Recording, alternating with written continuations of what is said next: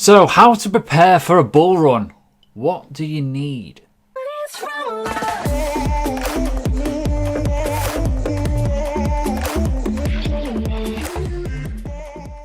So hi everyone, welcome to the channel. If you are new, please do subscribe, hit that bell button, like, and leave a comment. It does majorly help. So hi everyone, welcome. Now on the screen you can see a little bit of a chart, parabolic chart. People always want to buy those tops. So we're going to go about a few little reasons and sort of methods that you can kind of adopt as an individual, as a person, as an investor to prepare for some sort of price action like that in the future. So the first thing on the screen, point number one, and the main point as always, is knowledge. It's not so much knowledge as in go and do a load of courses, find out a load of information and just do it on your own. Community-based information is always key. Jump in the Telegram here. This is my Telegram. There's a link in the description below. Feel free to jump in. It gets pretty heavy. Make sure you read the rules. The second version of this is going on to free education. Again, this is a channel run by me. It is my company channel. There is going to be a load of free videos on here. This will help you along with this channel, along with all the other content that I do on the Facebook, Twitter, etc. Make sure you are in the correct knowledge groups. Not just me, but other people. You need to vet people you're following. You need to make sure they know what they're talking about. They're not shilling crappy projects to you and they are teaching you how to do it themselves. Going on to the last bit. If you want another free course, again, there's a free course on this website. Feel free, link is below. Now, that's the part number one. Part number one is knowledge. More you know, the easier it is, right? Simple as that. Doesn't matter who you are, what you are. If you don't know how to do something, well, you need to learn it, right? Simple. Investing is a very, very interesting topic. It's a very, very subjective topic. Everyone's going to like certain things. You need to understand a few things before you prepare for any parabolic move and not get FOMO'd into things if you feel like you've missed it. The second biggest thing that people often forget and they do not do, and I know you don't do it because you ask me stupid questions on emails when you should be on my Telegram asking in a community-driven based. By the way, if you do email me, chances are I'm probably going to ignore it. I get far too many. I get so many, it's ridiculous. A lot of them end up in the spam box. Moving on, research. I cannot stress that in this list here, point number two is probably the most important, the one that's going to give you that winning ticket. The reason why it is going to give you that winning ticket because it can identify a good solid project, two, a safe possible vehicle for investment, and three, a potential undervalued asset that will make you profit from buying low. You do not do your research once you've seen a project go up 150,000%, whatever, right? Stupid levels. Most people come to my channel because they've seen something that's caught their interest and they message on the comments and go, what about this coin? What about that coin? I look at the coins and I'm like, well, they've just gone up by 150,000 million%. It's like, well, why did you not find that 3 months ago? That is the thing with doing research. You've got to delve deep. You've got to find stuff that no one's really talking about, but you've understood the fundamentals and the developments and the team and what they're trying to achieve. A lot of things that I've mentioned recently, they've all went bang. They've exploded because I found them early and I made money on them, profit, and that's key. Come on to that last bit in a minute.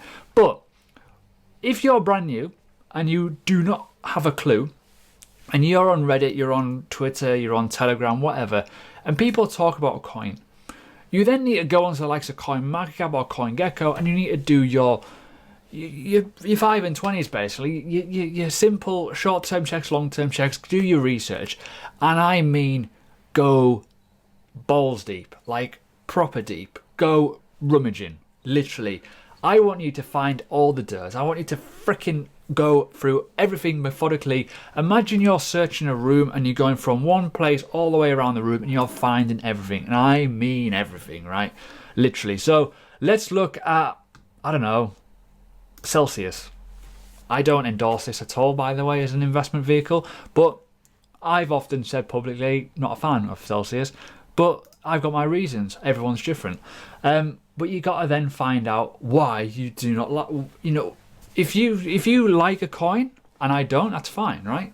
It's all about you backing your decisions, and that's where we're going to come into. So if you're doing your research, the first thing you do, you look at here. You find out how much supplies it got. What is the volume? What exchanges is it on? Who are the team? Partnerships. What happens if said situation happens? Have they got revenue? How good are the community? Are they a bunch of shilling dickheads that don't care? They just want to make money.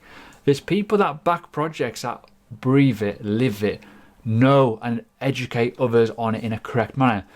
Or you get the dickheads that go on Telegram and go, oh, buy this. No one cares about that. There's a lot of coins that are like that. There's a lot of communities that I like the coin, but I think the community is a bunch of dickheads because no one wants to be told to buy a project and be insulted when you dislike it in a way. You got to be very, very careful. And it's one of those things, it's a very subjective matter. But yeah, do your research. The main thing you need to do is go to their websites. Read the white papers, read all the technical documentation. If you want to be a pain in the ass, go in their Telegram and ask weird questions.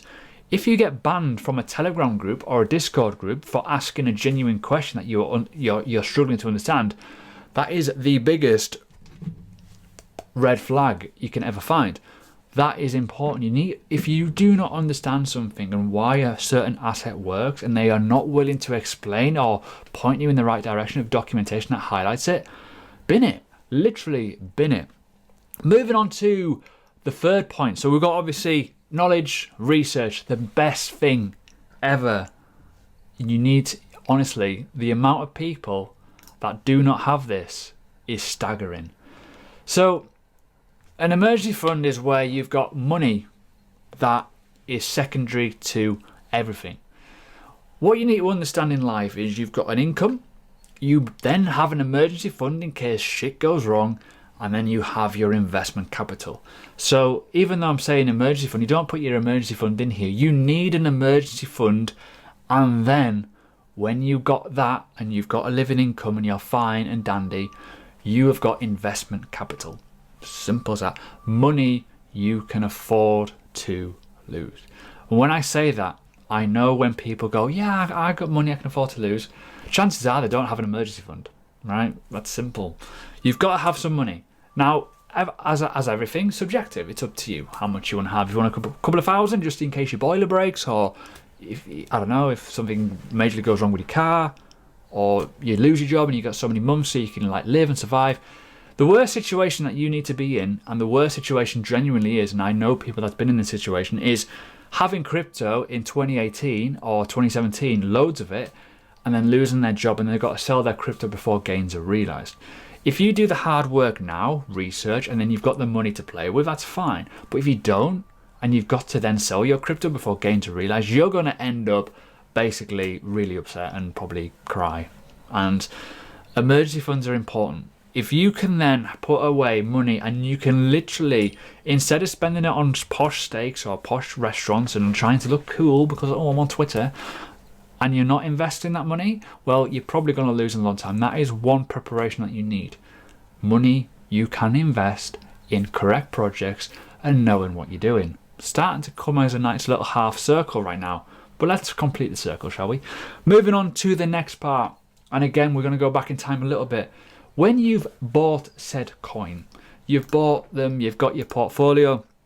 Now, the one thing that you can use the likes of this. You can do portfolio management on this by literally making an account and starring it as a watch list, right? You can go on CoinGecko, you can store your coins in there. Management. Number 4 is management. If you've bought into the likes of Ethereum, XRP, Litecoin, Bitcoin Cash, Chainlink, whatever it may be, you need to keep on top of it.